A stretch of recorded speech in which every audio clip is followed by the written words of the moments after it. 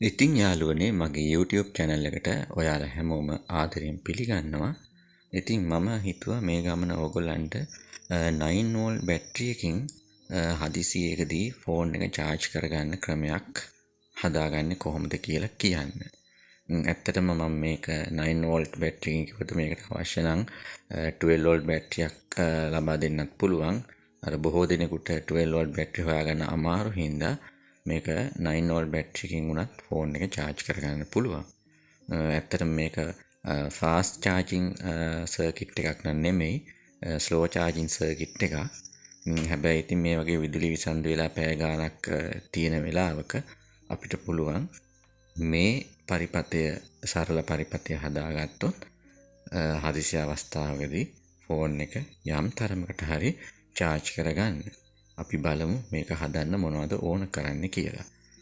මෙන්න මේ තිරේ සඳහන් වෙන උපකරණ ටික පමණයි මේට අවශ්‍ය වන්නේ. ඒ ටික එකතු කරගත්තා නම් අපිට මේ ටික පහසුවෙන් හදන්න පුළුවන්.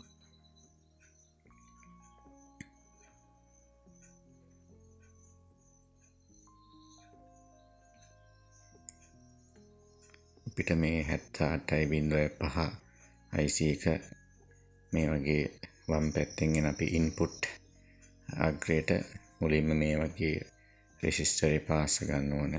ඊළඟට අපි LED එකේ ධන අග්‍රය මේ විදිහට එතෙන්ට පාස් ගන්න ඕන. ඊට පස්සේ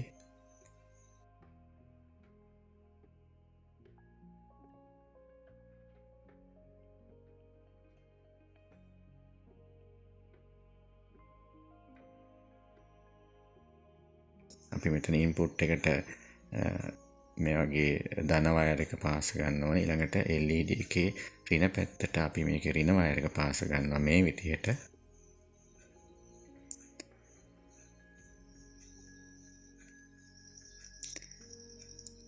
ඊළඟටයි අපි LED එකේ ඍණ අග්‍රය IC එකේ මැද පින් එකට මේ විදිහට පාස් ගන්නෙ. එතෙන්ට මැද පින් එකට පාස් කරගෙන එතෙන්ටම තව වයර් එකක් අමුණ ගන්න ඕනේ. ඒක තමයි මේ පරිපථයේ ඍණ අවුට්පුට් එක වෙන්නේ. දැන් අපි එකත් පාස ගත්තා.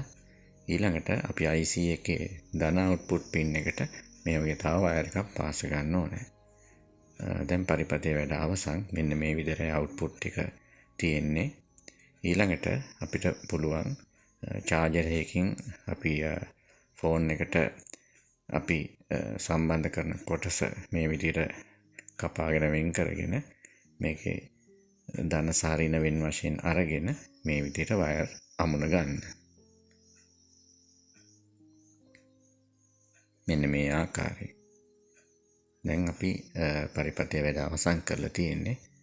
දැන් තියෙන්නේ අප මම මුලින්ම පෙන්වුව විදිහට මේ විදිහට අපි 9 volt බැටරිය මේකට සම්බන්ධ කරලා ෆෝන් එකට මේක සම්බන්ධ කරලා charge කරගන්න. මේකට කලින් කිව්වා වගේ 12 volt බැටරියක් වුණත් සම්බන්ධ කරගන්න පුළුවන්. ඉතින් මම මේක පාවිච්චි කරන්න පහසුවට මේ වගේ ඩොට් බෝඩ් එකක් මේ පරිපථය හැදුවා. මෙතන USB port එකක් දාලා. එතකොට අපිට පුළුවන් මේක වඩාත් පහසුවෙන් ඕනම තැනක පහසුවෙන් අරන් යන්න පුළුවන් විදිහට මේක හදාගන්න. ඒකත් අර පරිපථයමයි එකම වෙනස. මම මේක මේ ඩොට් බෝඩ් එක හදාගත්ත එකයි USB port එකක් සවි කරගත්ත එකයි. ඊළඟට මම මේ බෝඩ් එක තවත් වැඩි පහසුවට පරණ ෆෝන් චාර්ජර් එක කේසින් එකක් අරගෙන ඒ කේසින් එකට දාන්න පුළුවන් විදිහට මම මේක හදාගත්තේ මෙන්න මේ ආකාරයෙන්. ඒතර USB port එක අර පරණ චාර්ජර් කේසින් එකේ USB port එකේ තිබිච්ච තැනටම හරියන විදිහට මම මේක හදාගත්තා.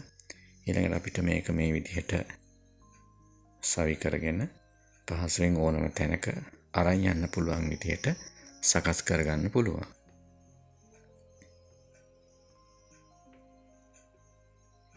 මම කලින් කිව්වා වගේ මේක fast charging charger එකක් නෙමෙයි, slow charging එකක්.